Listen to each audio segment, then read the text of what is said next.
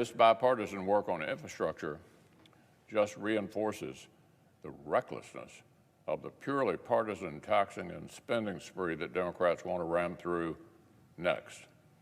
Even before we get to this week, there's ample evidence the Senate is fully capable of passing policies that are actually smart, that actually make things better for American families, and to do so with bipartisan majorities.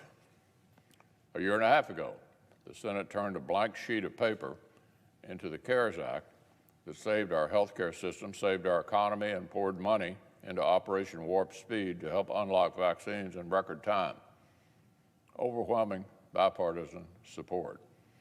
A year ago, we passed the Great American Outdoors Act, a historic investment in our nation's national parks and national treasures. Another very large bipartisan vote.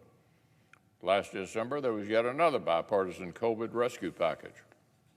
And just a few months ago, senators once again compromised and passed a big bipartisan bill addressing American competitiveness versus China. There's nothing stopping policies from earning bipartisan support here in the Senate when they deserve it. Bills that deserve to pass the chamber are not having a hard time passing. So the fact that our Democratic colleagues will immediately pivot to a staggering, reckless tax and spend spree that will not earn a single Republican vote, well, that tells Americans everything they need to know. This 50-50 Senate, a very narrowly divided House, and a president who promised unity and togetherness have decided they want to respond to an environment of uncertainty and inflation with a sprawling $3.5 trillion socialist shopping list and a huge set of painful tax hikes. That's their plan. Our friend and colleague, the junior senator from Vermont, may not have won the Democratic presidential nomination, but his ideology sure has won the war. So in the next few days, the Democratic leader says they'll start the process of ramming through this awful, awful package.